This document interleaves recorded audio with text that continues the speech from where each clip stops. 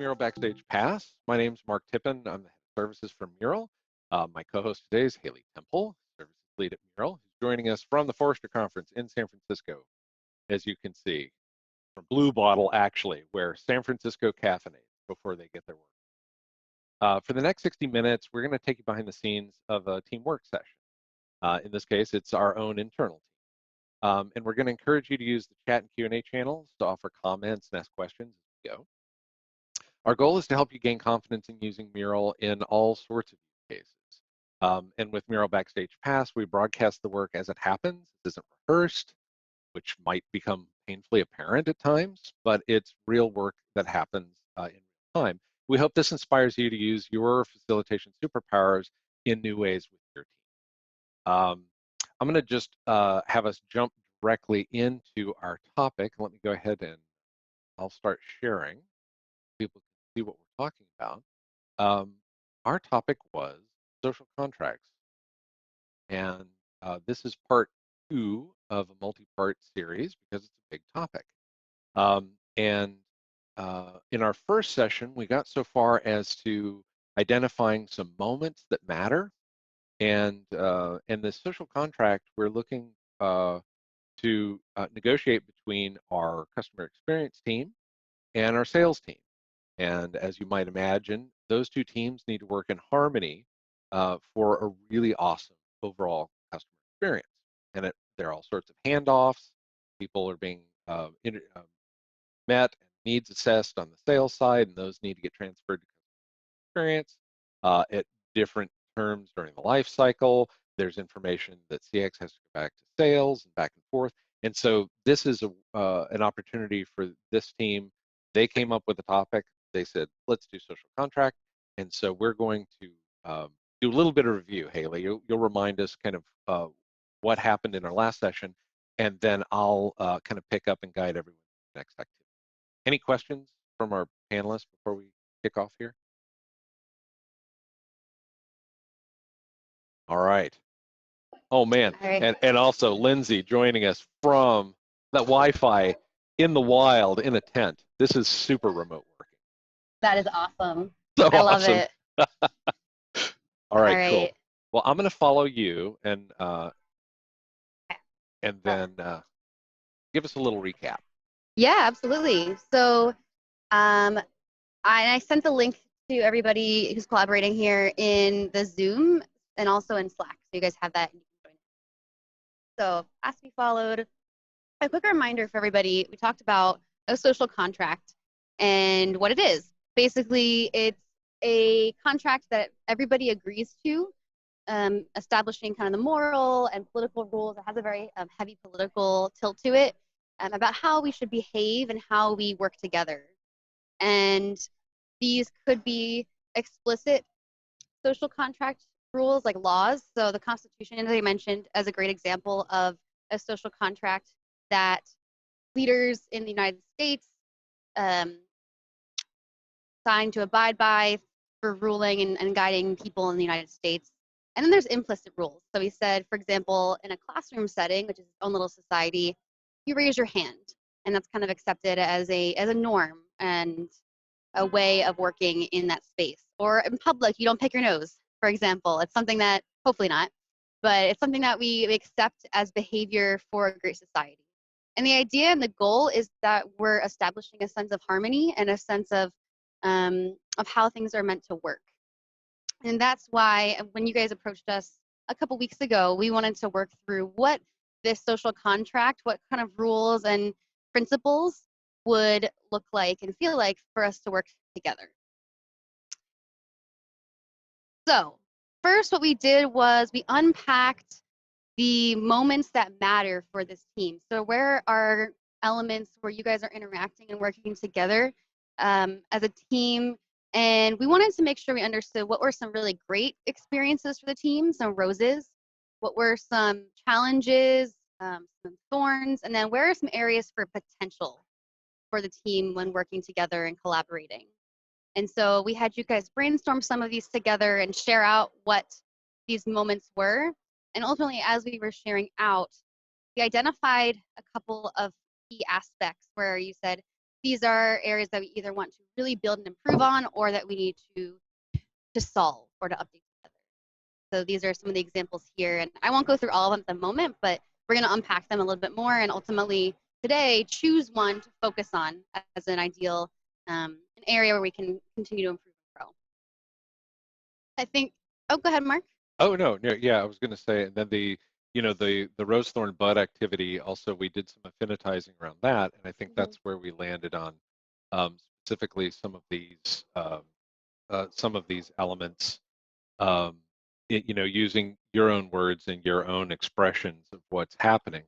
So our goal today is to take a look at kind of these moments that emerge from your past conversation, and pick two of them. We might be able to get through the process with two of them the time we have. Well, for sure, we'll complete with one, and we'll take a look at that one moment, and we're going to leverage a method that is typically used for interviewing individuals and getting a sense, building empathy with that individual. We're going to use it in a slightly different way today. So we're going to find two moments that we think are impactful, and we're going to be using this empathy map, which takes one activity or a moment along a journey and pulls apart what an individual, or in this case, what two teams are saying, what they're doing, how they feel about it, and what they're thinking. And it's more than just those words. Thinking can be about, what's your motivation, driving you. What you're feeling could be, everything from stress to your level of feeling towards the teammate, or maybe towards other stakeholders, towards a customer. And my hope is that by using these two different colored sticky notes, we can take one of these moments that really matter and start to find out what's at play that's non-obvious, right, in these moments, right, between these two teams. We'll have a current state, and then we're going to do the same thing, same empathy map, and try and look at this idealized future state. So in an idealized future state, around this one moment, what would we be saying and doing and feeling? And then we'll have a clear understanding about where we are, where we want to go.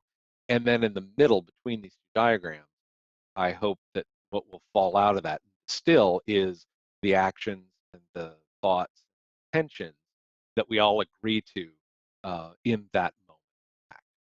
Does that sound reasonable? Thumbs up? Yeah, it sounds good. Okay, cool. All right, so our first step is to, I think, look at these elements.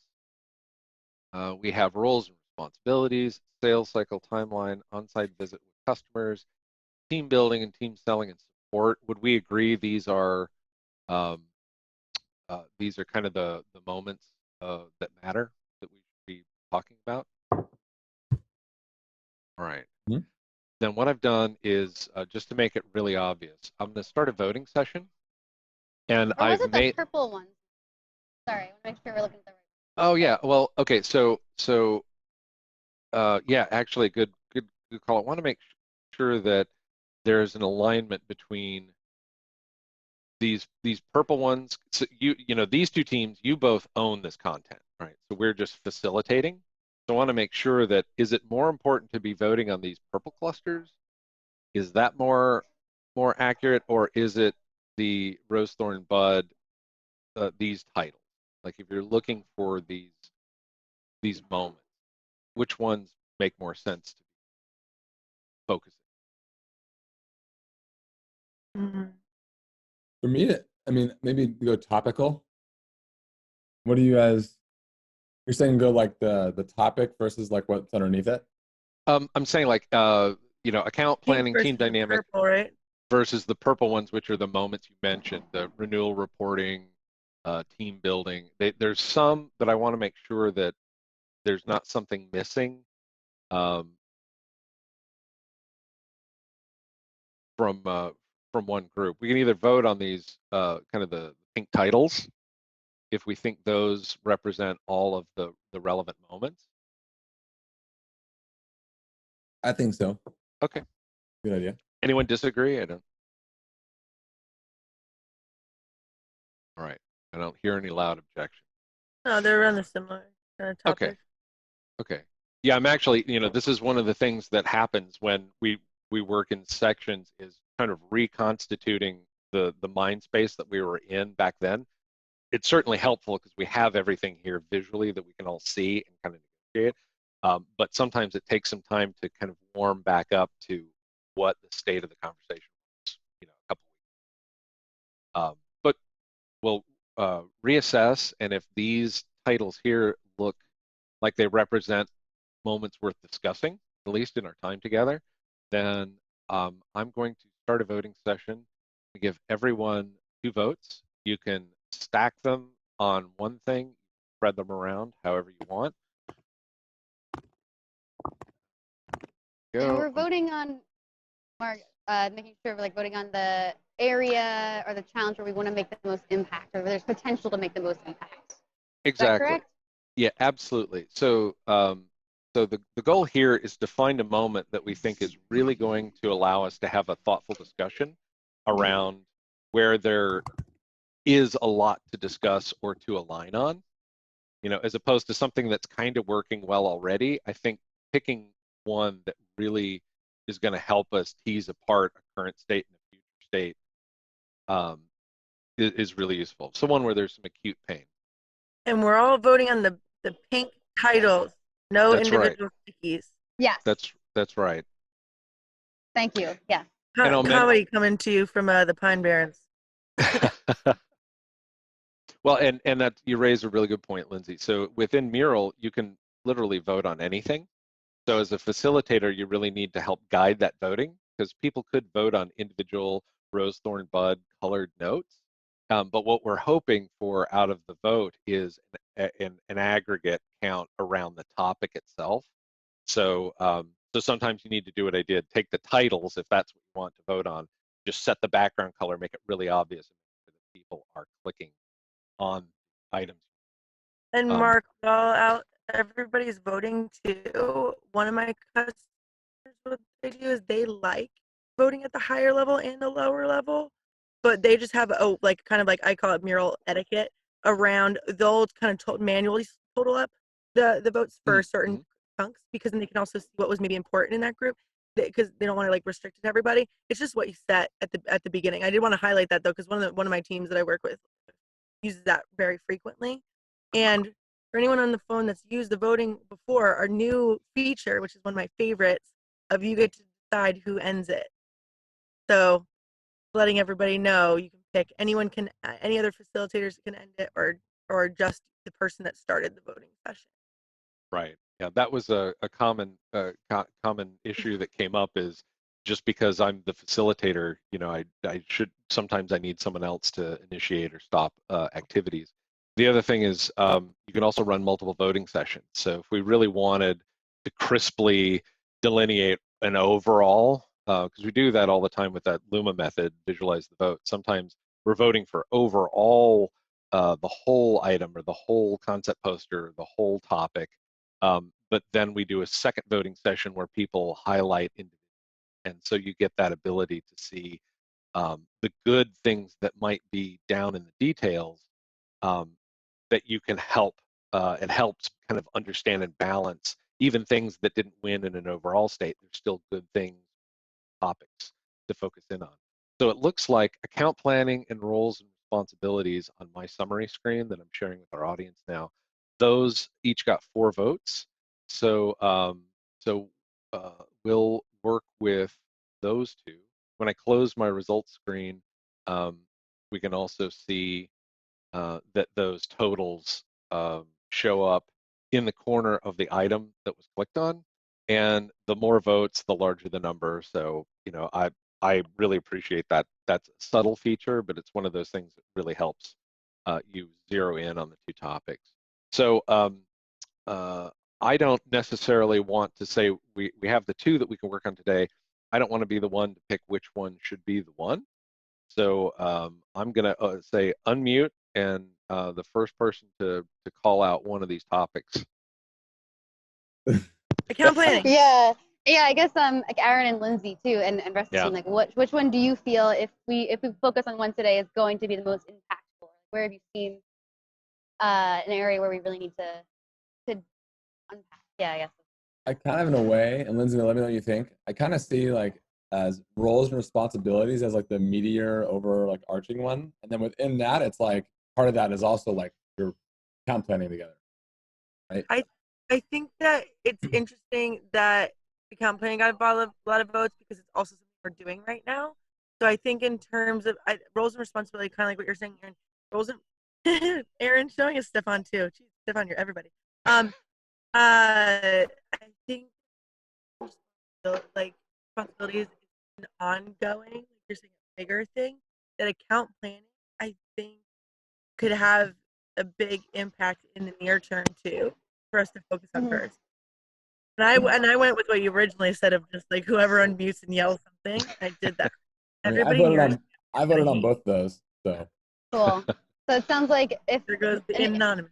A big moment of impact that we can focus on getting immediate results to, it will be account planning, and maybe that will contribute to the bigger picture of roles and responsibilities. So Fair enough. let's start with that one today then, based on that. We'll go from there. Sounds good. So I'm going to move account planning up into our top empathy map, and then roles and responsibilities I'll drop down below. So here's how this is going to work. I have two different colored notes set up here. Customer experience, I have in kind of a nice fall of tan, suede colored, and sales, I tried not to be too obvious with a bright money green color, but so what I would ask everyone is, to think about what account planning looks like today. Right? What are the things that you're doing, but not we're not trying to build a bullet list of the process per se, but there is an opportunity to account for in terms of account planning today, right now. These are the things that we do. These are the things that we're saying. You think about what's the communication, what's the communication within the team, what's the communication maybe with stakeholders, and what I'm looking for is for sales representatives to do the green note, the customer experience side, use hand notes, and just go ahead and duplicate and start populating in these areas. And I'm going to leave the definitions of these a little loose because it's meant to be somewhere between the tactical and kind of the emotional. Internal dialogue you have, how you're feeling, stresses that you're experiencing in this session. So go ahead and jump in, get started. I'll check in 5 minutes, and we'll see how we're doing. And I'm also wondering, Mark, does it make sense to expand? I'm shifting some stuff around because I want to make sure the team has enough space for work. Yeah, absolutely. So here, what I'll do is, it doesn't have to be purely on this. That's true. I'll go move it around down there or something. Yeah, and I was just going to extend the so you can, use any of these 4 quadrants. Oh, sweet. Out of the way and make them Brilliant. bigger.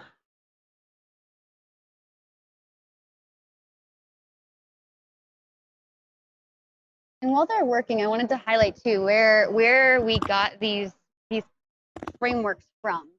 Because what's really great about this and being able to collaborate in real time is when we're using the frameworks tab on the left-hand side, you can look through and pull in different frameworks that you might want to use in this session. So if we wanted to say we want to unpack this account planning experience with the team and we're looking for a journey map or something like that, we can look in the design section, look for maps as a keyword, and then pull in a scenario map or a second empathy map and just bring that onto the canvas. Makes it easy to pull in another method and start bringing it in for spontaneity. Yeah, that's great. And I often forget the search functions there. I kind of have my go-to, But these are, they add to these over time, and I often discover new ones in here that I haven't used. I know we're building out an Agile section. Well, we constantly update the calendars, which are another one. People often say, I see you have these calendars. Where is that? They're in frameworks. You just scroll all the way to one end. We've got generic weekly calendars, which are really handy for near-term planning. And then, of course, we build out year in advance. Yeah, there are 2020 calendars. So there's 2019 and 2020 calendars as well. So dragging and dropping these things out allow you to build structure to your conversations quickly. And even in the layouts one, there's some very basic ones. Another, the first two that show up in the first column of layouts are also highly flexible in how you can use them. They're these freeform areas, and you can think of them, if you do affinity clustering, you can drag out one of these freeform areas, and these become a way for you to cluster notes. If you add notes to them, like I've dragged out a little area, and if I add this note into this area, it now becomes part of the area, and the note moves the area. So the freeform area can also be turned into a structured area, we call a grid area, which I'll change the color here. This one, depending on how wide you make it, you can almost do like a Kanban sorting. They'll snap into a particular order, or you can make it wide and it'll wrap through multiple lines. But at any time, you can go back to a freeform area that allows you to kind of use the spatial orientation things, group them, but they all move within an area. You can also export individual areas as PDFs as well. It looks like we got about a minute left, and look, there's lots of interesting current state stuff being tracked by the group. Another facilitation point is, you have to kind of be mindful of how much time you give people to work on an activity. And there is a thing as giving people too much time. People will typically, on average, generate 1 to 2 notes per minute, depending on the complexity of the topic or how thoughtful they have to be, or how present to the scenario they are. Sometimes they can generate notes very quickly because you're very present to the pain or the annoyances or the positive aspects of something. But if you give people too much time, then you can end up with so much data that in order to really thoroughly process it, it takes that much more time for us to share out and affinitize. So starting with smaller buckets of time and then adding time onto it is a good strategy, as opposed to giving a group 10 minutes and then all of a sudden you've got so many notes that would take you half an hour to 45 minutes to try and make sense out of all of it. Yeah, definitely. All right, well, our time is up. Right. So I'm going to check in with the group. How is that? Just before we even get into it, did that help tease apart things around this particular topic? Just want to check in and say, is it making sense so far? I think this one's always interesting, is especially for these types of topics, sometimes am I the only one thinking something? Mm-hmm. So even just starting off, seeing commonalities from both sides too, I think, and I know that's the whole point, but yeah, no, I appreciate the comment, because that's the we often, facilitators, we often struggle with, God, is this going to work? But we trust the process, and at its heart, all we're trying to do is get what's lurking in each of our individual heads visualized, so that then we can find out where are we totally aligned. Oh, I didn't know. Okay, that's not a point of friction at all. We totally understand and aligned. But things where you thought you were aligned, you're seeing it very differently. This just helps tease it apart and start that conversation.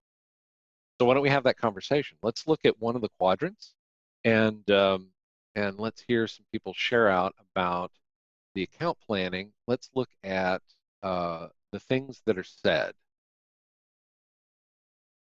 and I'm going to pull up the attendee list, and this is where I'm going to drive the conversation a bit by asking our panelists. Here, Stefan, I'd love pick something out of the says category, and can be one that you wrote, or could be one that resonates. Well, the one that I wrote was, how long is the procurement process? I always find that it varies so much that it's an important detail that kind of gets overlooked oftentimes, or not prioritized in the discussion. And understanding that to me is pretty important. Comes time for renewal, making sure that you're giving yourself enough time to get it done. The renewal date. Makes sense. And is that typically a piece of information that comes from like a sales discovery, or is it? Right now, we're doing it during the knowledge transfer, and trying to bring it up more frequently has been helpful. Kind of, thank you. Yeah. All right. How about Lindsay? Why don't you pick one and say a little bit about one from says? So, well, originally I actually moved one of mine over next to the one that Stefan brought up just because I thought they went hand in hand nicely. Cool. But I like looking at the sales ones, the true up, the upsell true up suggestions based on usage. Can you say a little bit more? I'm, not being totally immersed in your world. It would be helpful to know just a little bit about what about that from a customer experience standpoint resonates. What does that mean for you? So I didn't put this one, so I'm going to interpret what I understand from it. Is that sales bringing up and talking to us, or just in general, seeing different spikes in usage, trying to use that as an indicator to trigger trying to upsell. So that one was interesting to me because I think both sides try to do that. So it's more, how often are we saying it and saying it to each other? That could be a place where like the pipes aren't fully clean. Good. Okay. Cool. So it's actually like in rose thorn bud terms, it seems like it's a bud. Both teams are putting effort into that and understanding it, and there's an opportunity to actually make that something really useful for the team, if that communication was a little more shared and fluid. That knowledge was part of it. Is that a fair assessment? I'd like to see what anyone else's thought is on that one, because I think that's how I was understanding it. Yeah. But well, maybe I don't let's know hear if anybody else agrees or disagrees. We all work with different size accounts, so it'd be interesting. Who on the sales side contributed that one? That was me. I don't know why my name isn't posting up, but here, I'll turn my camera on as well. I just thought there could be, although we do communicate, especially when it comes to an upsell opportunity. I know the true ups are kind of new, but I think there's definitely opportunity to reapproach the client if that grows pretty quickly, even before the true up process. And we're just saying a little bit more proactive as a team, an ETM sales team, to make sure that, we're just, I don't know. It's just that I feel like we may be missing opportunities by waiting 90 days, and then also for the renewal. It happened with, I believe it was KP. I'm going to mix up KP and Anthem. I'm just going to say KP. That we didn't nail down when they need to have that discussion. I think that's another post on here as well. When they need to have that discussion based on their renewal, and they wanted to purchase more licenses, and we just missed that opportunity, so they had to do a flat renewal. I think there just needs to be kind of communication throughout the entire contract year, not just during true ups, and also renewals. And to clarify, that's communication between the sales and CX, or like kind of a triangle, like sales and like Mural and the customer, or what do you see both, that? right? I think it's both, right, Lyle? Like us being on in sync and like not being as strict to like 90 days. You know what I mean? Us being so in sync about those usage drops and falls that we communicate with the customer maybe like when the time's right, not just waiting for the 90-day to hit. Yeah, I mean, I think if you want to think of it as like a Venn diagram, we right now have circles that are isolated to our responsibilities, but then there's like this gray area where we work together a little bit more. And I think that's one of those gray areas where we should be more in communication and be a little bit more proactive. And how does the communication work today? I don't want to unpack too much, but what are some tools you guys are using, or some ways that, I'm just making this Venn diagram, like how are you guys connecting, communicating today? Yeah. So for instance, for the renewal process, a report gets sent out, I think it's like 2 months ahead of time. I don't even know if we have a designated time yet, but a report gets sent out, a Periscope report, which is a whole different topic. But that gets sent out, and then the PM may make suggestions on how they feel the usage is. And then it's kind of up to sales to either push for an upsell or encourage the flat renewal because, you know, we just want to keep the customer. Any of the ETMs have a different idea how that goes? Yeah, the process now is 90 days prior to the renewal. The ETM will pull a report and send it to the ETM and or the salesperson and say, customer A is approaching the renewal in 90 days. They purchased 100 memberships. They're now at 150, so it looks like they're going to want to add memberships at renewal. For the true up, we don't really have much of a process yet, fortunately. Still working with ops to trigger notifications when those are due, but that's still a work in progress. Why are you Stefan? Always wanted to be Stefan, you know. Who doesn't? Lyle, I said the same thing. I was like, I'm gonna make mine Stefan. Stefan was nice enough to lend us his login for the panelist account, so everyone is Stefan today.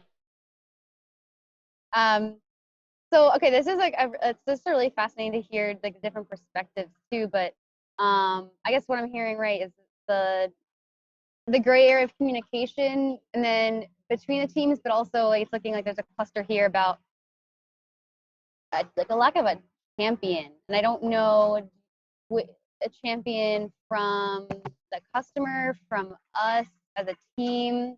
If somebody who I can just look at who shared that, like provide more insights, like Amelia, I think you wrote something about this. So, oh yeah, could you share more about that?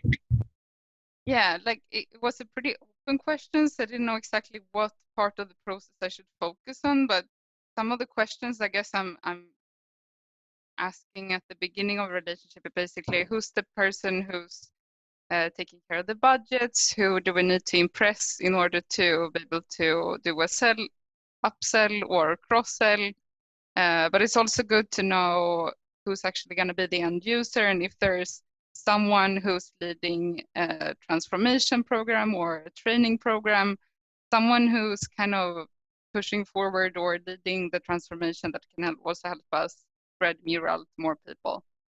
So I guess that's some of the first questions that I'm asking.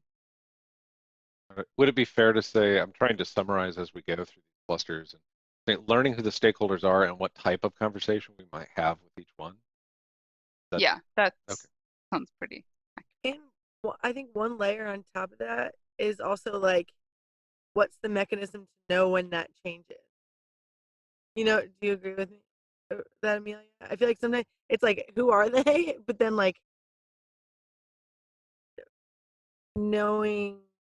Because do you mean like they're like important at different stages of the process? Like you usually talk to all of them throughout the year, but one person you might talk to at the beginning, then another person comes in, then you might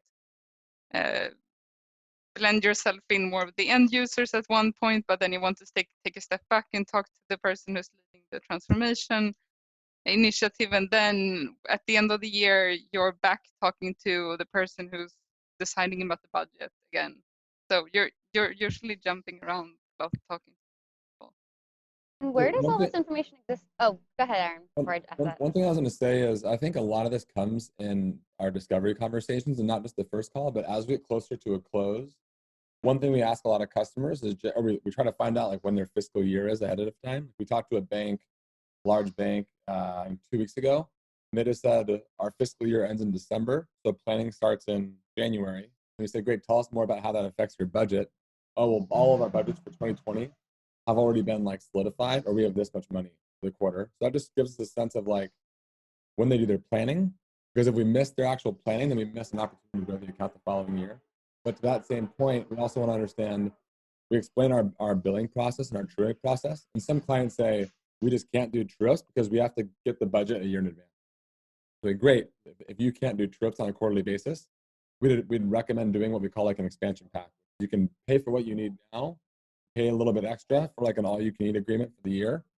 But some clients say we can't do a true up because we just can't guarantee budget coming every quarter. So that's a conversation we also want to have with them, is like how they do their budget planning, when they do their budget planning, and how they can get more budget. And what other teams they can or cannot cover. So if you're buying for a design team and now all of a sudden the entire product organization wants it, they say, great, we're only going to cover our design team, nobody else. Got it. So if I'm hearing this correctly, there's kind of this overall sense of who the stakeholders are. So we just have a roster, and what types of conversations are appropriate for each one. But then who is the strategic conversation point of contact at different phases of this? But underlying all of this is also understanding but the budget and the kind of the shape of the engagement, and where you can do different types of conversations because of the reality of the nature of their fiscal cycle. Right? So it's no good just really trying to engage and upsell and true up with a company that doesn't work that way. So don't assume that your play is one play that you just, if you say it to the right person, it's always going to work. It's like the context fiscal structure is something that's a key point of the types of conversations you have. That's a really rich cluster right there. And for some accounts, we'll even say, great, you're closing in, let's say you want to start in October, but your fiscal planning starts in February. So some cases we'll say, great, well, let's just give you a shorter term until February. And then in February, we'll plan like your next year, because that's when your budget's coming. Right. We want to align with that cycle. Wonderful. Yeah, it sounds like that alone, ironing that out would significantly improve a lot of how these conversations happen, and a lot of the kind of fumbling and maybe awkward, not knowing what to say and or do in an. Mark, then you layer on top of that, then from the ETM side can strategically engage with different users, depending how that timeline maps out, to help even boost, you know what I mean, create more levers for the sales guys when they go back again, to either boost engagement or say we did this event, then we can actually like align a little bit better as well, like that layer on top then of the education side. Yeah, I think that alone right there, there's an opportunity for us, maybe, Hailey and I could help coach out visualizing what that journey looks like, and just using this conversation to help understand the elements that we're trying to align, would be a great next step. I want to be mindful of the time. We've got a little over 15 minutes left. I wanted to anything else that someone feels really strongly about the says section that they want to call out. I thought it might be insightful for our viewers to kind of look at one of the more esoteric quadrants. Yeah, go ahead.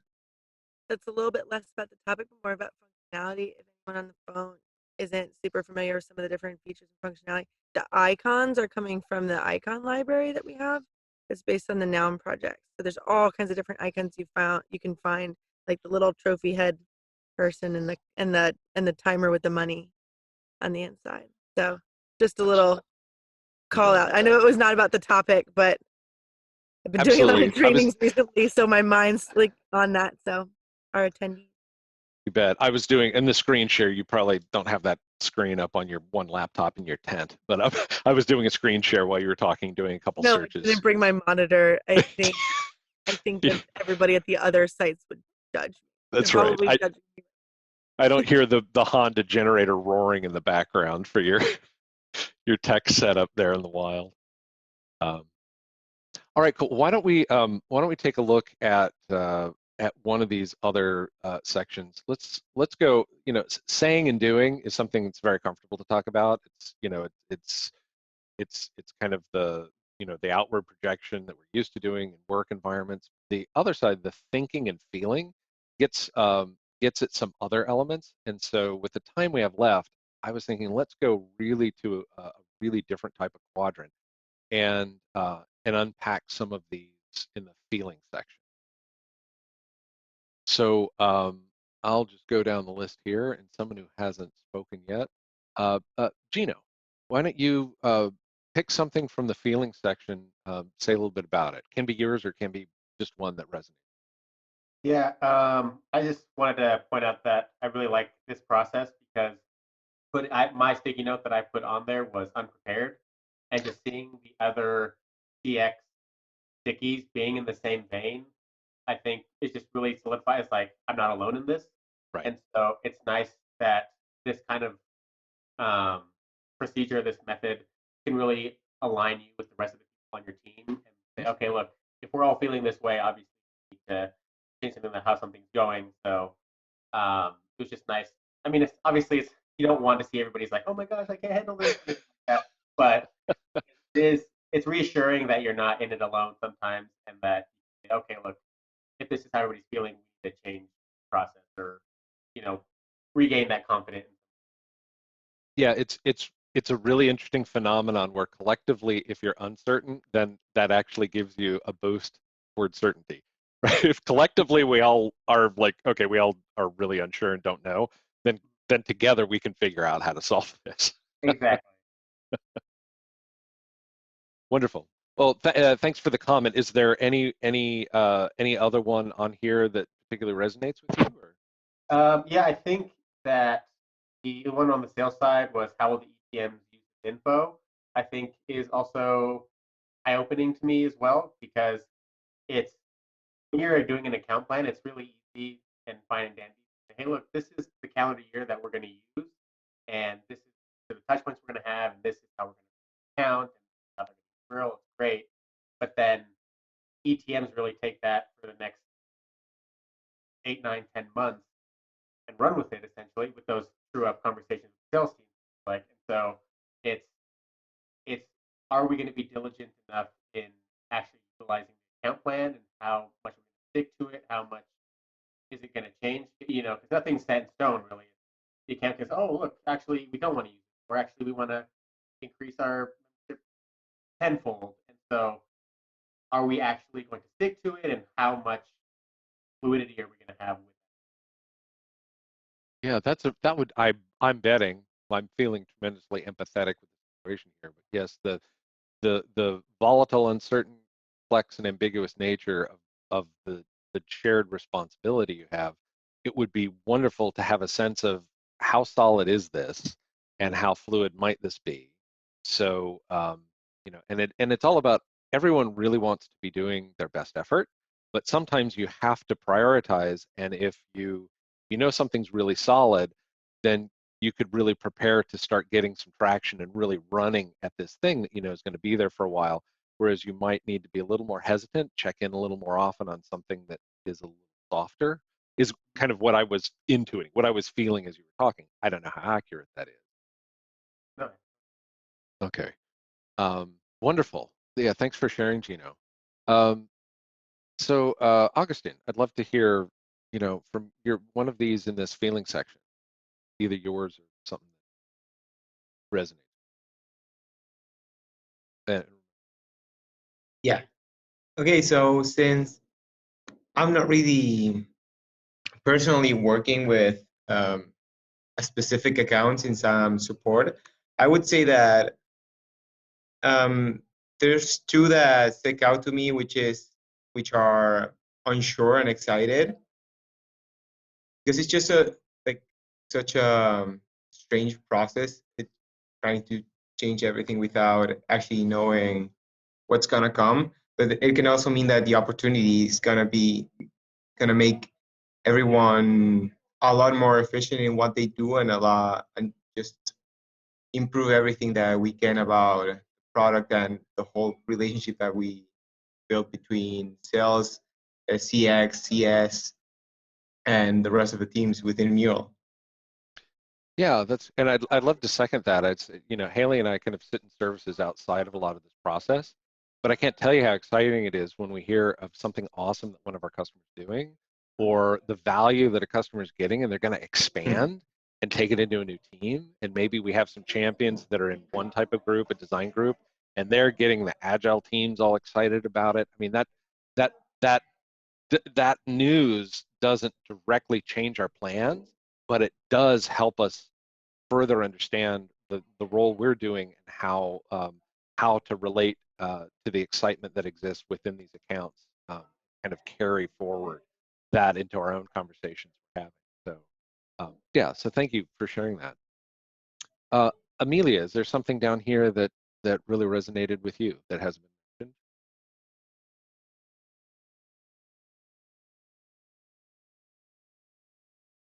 Yeah, it's interesting to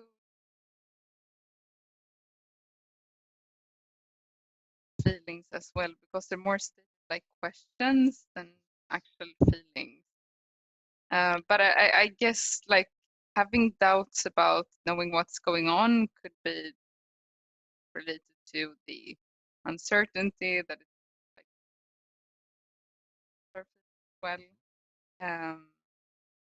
Maybe also, is the plan updated and is the client using Mural?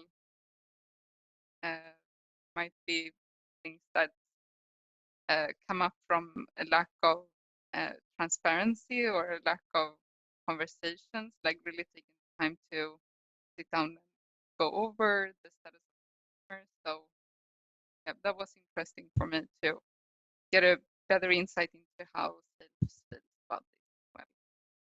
Yeah, that's a very interesting observation. There's no right way or wrong way to do this activity, but it is very interesting just to note that one team looks at it in a very emotional, like really focusing on the feelings themselves, and sales that has a tendency to be more strategic and tactical and trying to advance is really focusing on what is a meaningful question to have when we may be feeling these way, but that leads us to action as opposed to identifying the emotion and just hanging out there. Would that be Aaron? I'd love to hear your thoughts on that.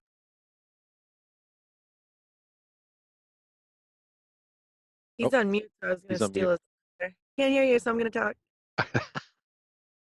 We'll let Well, you chime in when you. I want to say something on kind of like not be on behalf of Cam, but we work Cam for those listening in is another person on our sales team. Him and I work very closely on some of our largest accounts, and this week there's been a lot of my accounts are in this phase of renewal right now, and for me, I'm that overwhelmed, unsure, excited kind of corner.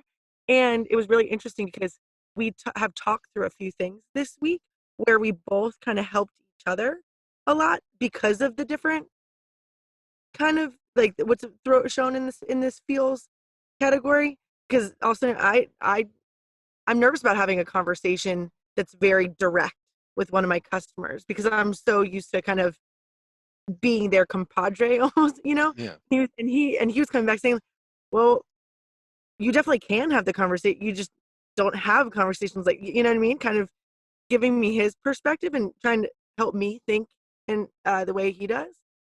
So I find this also very interesting. Yeah. Well, I think the that's. thing I want to say. I know that it was Aaron's turn, but I stole it. Yeah, no, I appreciate that. Just jumping in, and and I don't know particularly what this means, but it's an interesting insight that these two teams can now have and say, like, it might be that each team can, on one side, maybe there can be a little more just empathy and understanding the emotional side, and being able to speak in ways that help clarify and remove uncertainty. And then for the maybe the CX team, there's a way to go in and say, well, these are the questions I have, and understand that that's a way that another team does their own mental processing about how to advance, how to keep up. Aaron, I was hoping just to hear your reflection on this quadrant, the interesting nature of the responses. Yeah, I think that a lot of this stems from just a lack of a process that we've instituted on the sales side.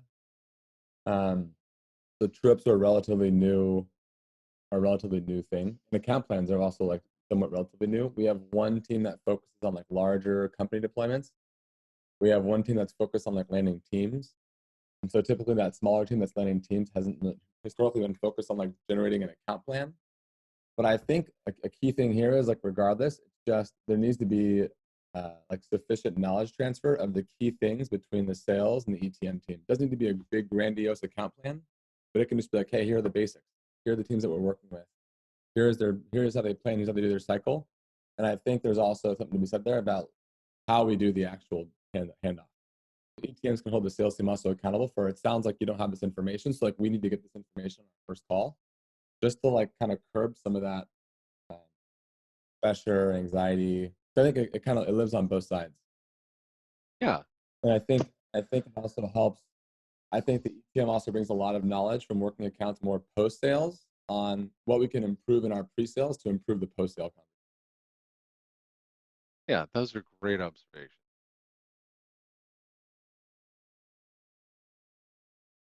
So I want to be mindful of time as well. I realize this is 5 minutes till we wrap up, and some of us are going back to the woods, some of us are finishing for the weekend. But with some of these kind of thinking about processes in place or communication in mind, what's something, even if you're thinking about an upcoming or account planning sessions that are coming up and happening right now, what's something that we can agree to in terms of behaviors or actions that we can take to move forward? It's a big question, but like a simple step. I know of one, and then maybe Eric might have another. We just did, we have the elephants and the sharks. The elephants working with gold/silver, and then sharks working silver/bronze. And we just did an account planning session with the elephants. So a kind of tangible next step could be me, Aaron, and Alicia meeting with Hailey and Mark, or like maybe that the elephants group with Hailey and Mark to do like a little retrospective of how that went. And then based on this, maybe we could craft how we could do our Q1 account planning in a month or two, and like kind of like iterated on it and maybe do it a better way after having done this activity. So kind of let you guys know kind of based on this, and then do a little retro of how this iteration of it went, which was earlier this week. So it's interesting to do this at the end of this week, and learn and then formulate a better way. Because I think that I think all the pieces are there on the sales and CX side. It's just how we're melding it together, which also ties to the roles and responsibilities. But if we could work with you guys to come up with a really nice structured quarterly like planning meeting, almost process, then we could fold that into what we do a little bit later for Q1 planning. That'd be, I know for the elephants, and I don't know if Amelia or Exeter, you guys want to agree. I think that would be definitely one big. Any other comments? It sounds like a good suggestion, and always Hailey and I'd be happy to set up and facilitate a session to help unpack that and package it so it can be shared out and leveraged. Yeah, I think the same thing. So I think coming to an agreement on the account planning template, so to speak. I know Seema just joined from Blue Wolf, and she's going to help us put together like a account planning template based on what they've used in the past for large enterprise deals. And then it's just coming to an agreement on what is that template, what is the cadence for revisiting that process, like how often is a sales and ETM syncing on that, and then just that will help us make sure that the knowledge transfer is there. So like if we need to know the fiscal year and the budget planning cycle, like that's part of the template. We know the right information is being transferred at the right time. I'm gonna quote you there. Right info. Cool. And I'm connecting with Seema later, so I'll be able to bring her up to speed and walk her through all this. So that's great. Any other near-term, really small tweaks that we think might help start nudging the needle on account planning? Any things come to mind out of the discussion we had? These are great suggestions. From an operations standpoint, we've the ETM team has done a really good job implementing a playbook. 90 days before the renewal, we're going to send reporting to sales, have a conversation. I don't think we have a process yet in place for the cadence and responsibilities around true-ups. But that's like another action item. Okay. How does the team work together on those two things? Got it.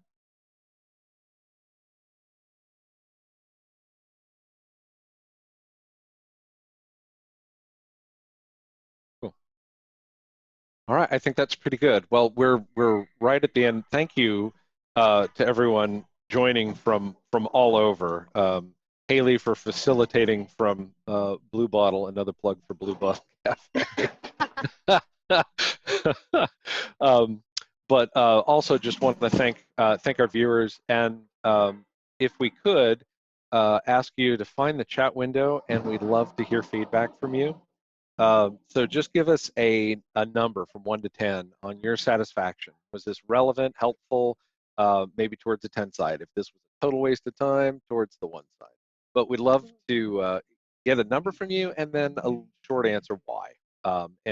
We use this feedback to these sessions as we go. We hold them every week. Never know what the topic is, but we guarantee to show a really broad range. And if this was a total waste of your time, which I hope it wasn't, tell us what you would love to hear about. We are always working in Mural, and we love showing you guys how we work, but I want to make sure we're inspiring you and collaborations as we can. So let us know what you'd love to hear us talk about, or how we can work better to serve you guys and inspire you. Wonderful. So, all right. So thank you very much again. I think this idea originally came from Lindsay, and I think it's been very interesting. Never done anything like this around social contract, and I think it's really wonderful to put a process together, trust the process, and be able to help facilitate these conversations, not only for you, but for our viewing audience. So yeah, thank you this is an very awesome much. challenge. Thank you, Mark and Hailey. Bye, guys. Bye, guys. You bet. All Thanks right, to have you. a good week.